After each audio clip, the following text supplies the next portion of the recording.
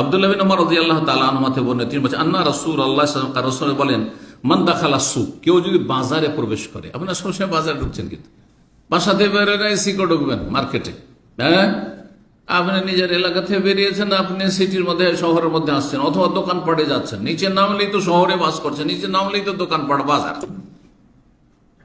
কোনো বাজার বাজার ভালো জায়গা নয়, মন্দ জায়গা। আবগাজুল বিলাদ, নবী সাল্লাল্লাহু আলাইহি হাদিস রয়েছে, আল্লাহর কাছে ঘৃণিত স্থান হচ্ছে, ঘৃণিত শহর হচ্ছে, নগরী হচ্ছে আসওয়াকুহা, হ্যাঁ বাজার, মার্কেট, যেখানে বিভিন্ন পাপ হয়, বিভিন্ন রকমের পাপ হয়, কথা কাজের, চোখের, অঙ্গ প্রত্যঙ্গের, হ্যাঁ মিথ্যার, ধোঁকাবাজের ইত্যাদি, হারাম রোজগারের বিভিন্ন পাপ হচ্ছে। ওয়াহাব্বুল বিলাদ, আর সবচেয়ে আল্লাহর প্রিয় নগরী মাসাজিদুহা, মসজিদ সবচেয়ে ভালো। মসজিদে বসে অন্তত আপনি মহিলার ছবি দেখছেন, মসজিদে বসে ফেসবুকে পারবেন? হ্যাঁ, বিবেকে বাধা দিয়ে, এটা মানুষের কাজ, মুসলমানের কাজ, ঠিক কিনা?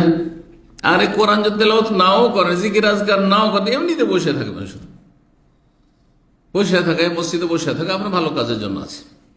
কিন্তু মার্কেটে গেলে ভালো, চেষ্টা করলেও ভালো থাকা যায় না, কারণ ডানে বামে জিন শয়তানের সাথে মানুষ শয়তান আছে। হ্যাঁ, বেহায় বেপরদা চলে আসছে।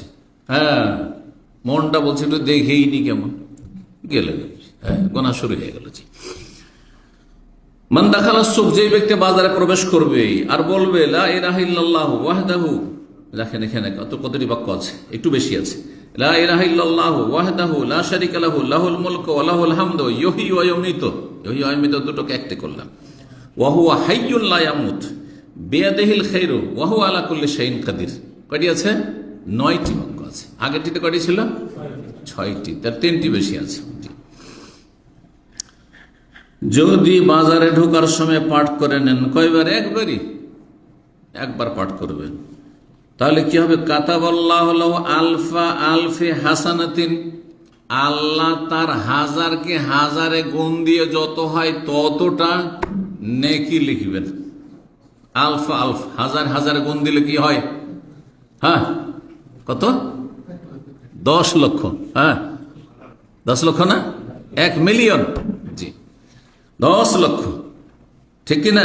জি হ্যাঁ, 100,000 মেয়া তো আলফ, যদি 100 দিয়ে হাজারকে দেন তখন 1 লাখ হবে। কোথেকে 1 লাখ? হ্যাঁ, ফেল সব। কি পড়ে আসছেন প্রাইমারি?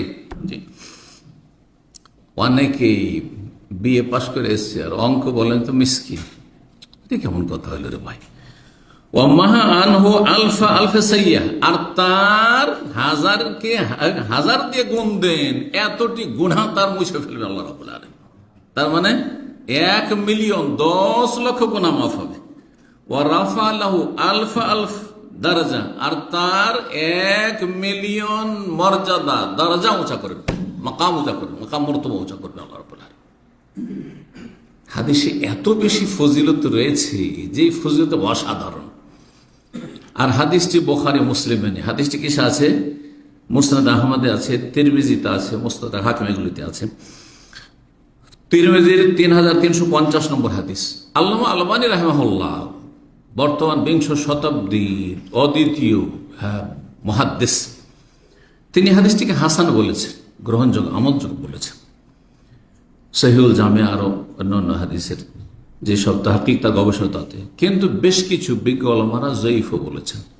হ্যাঁ, তো যখন একদল হাসান আমলযোগ্য বলেছেন, কেউ দুর্বল বলেছেন, আমল করতে পারেন, কোনো অসুবিধা নেই, আমল করতে পারেন এবং আল্লাহর কাছে আশা রাখতে পারেন। কারণ আল্লাহর রহমতে অভাব নেই, আছে, কমে যাবে দিলে। সুতরাং রব্বুল আলামিনের কাছে আপনি এই বিশ্বাস নিয়ে, বড় বড় বিজ্ঞ অনেক আইম্মায়ে কেরাম, মুহাদ্দিস না এই হাদিসটিকে হাসান আমলযোগ্য বলেছে, সুতরাং আমি আমল করব। একটু মনে রেখে আমল করলে হয়। অল্প অল্প মেহনত, হাঁটছেন আর পড়ে নিলেন, আপনি বাসাতে বেরোচ্ছেন, সিঁড়িতে নামছেন, পড়ে নিলেন। আল্লাহ তৌফিক দান করেন।